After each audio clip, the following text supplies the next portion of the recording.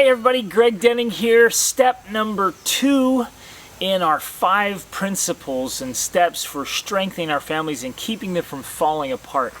Remember, this step is to reduce, to simplify our lives. Too many of us are just pulled in so many directions. Life is hectic. We're feeling stressed. We feel like we don't have enough energy. We don't have enough time.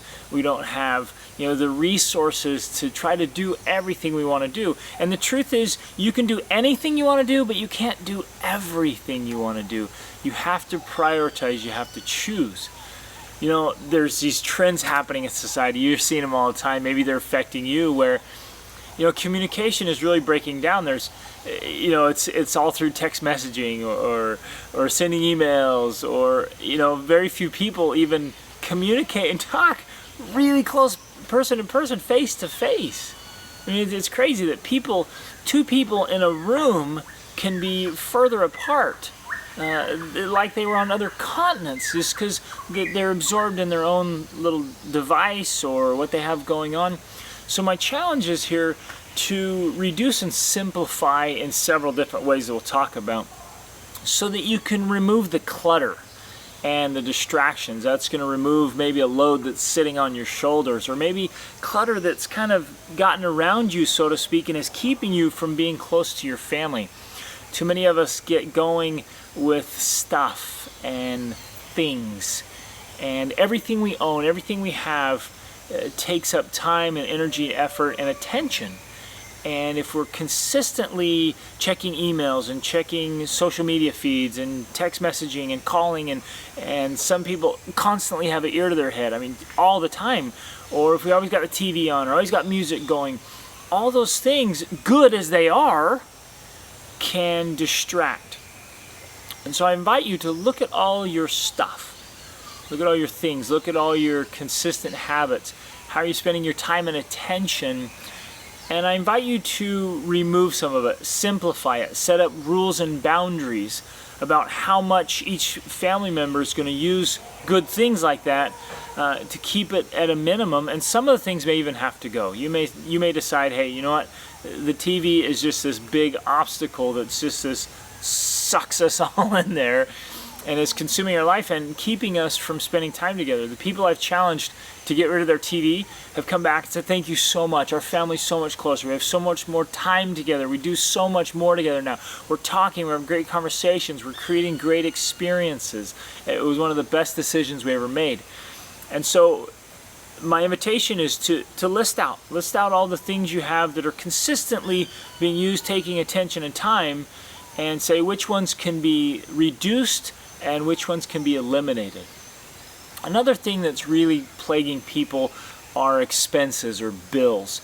My good friends Steve and Sean just wrote a book called Life and Air, and I highly recommend it. And in Life and Air, their principle is they teach to reduce your bills, reduce your costs, reduce this idea of the keeping up with the Joneses, the social competition to have more and more stuff. And they said, as you reduce your stuff and you reduce your expenses, it lowers stress. It frees up time to live more intentionally, more purposefully. And you're not worrying about paying for so many things. You're not worrying about carrying so many things. And you can honestly work less. And they share examples and their examples of reducing their expenses, paying off their debts, and now working a few hours a week and having all that time with family. And I want you to think about that.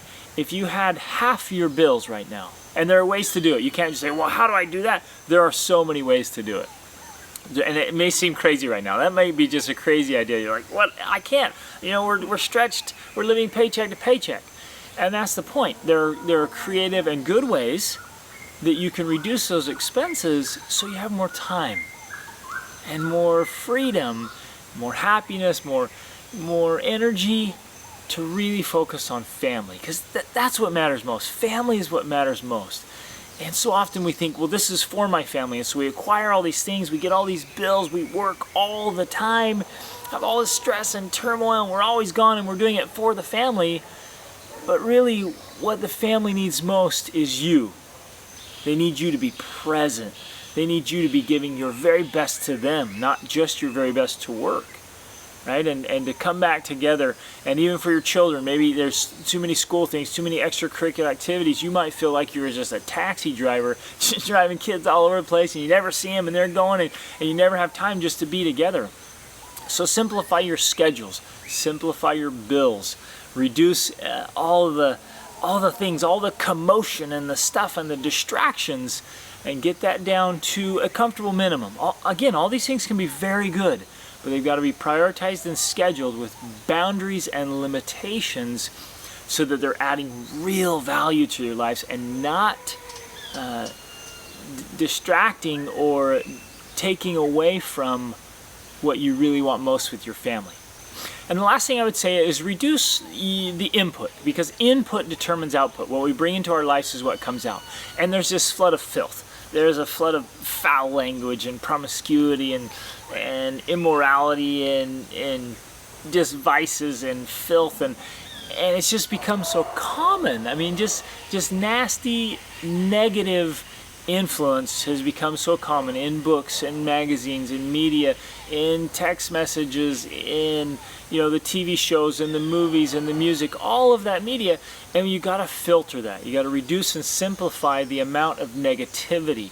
I mean, we stopped watching the news. Well, we've never had a TV in our married life. That was a conscious choice we made. We wanted to read more books and spend more time with family, not have that the center of our family room, but have a bookshelf and go out and create experiences. But the news, years and years and years ago, I just decided, hey, before we were married, I'm not going to watch this stuff. It's always negative, because negativity sells. And so you eliminate the negativity. You eliminate any input that doesn't fit with your highest family values. And I promise incredible things will happen as you eliminate negative things or negative influences, anything that just draws you down and brings just a poor energy and a poor feeling into your families. Reduce those things, and the great feelings, the happiness, the joy, the peace of mind and conscience will come into your lives. Again, input determines output, so bring in good stuff. Again, my challenge, do something today.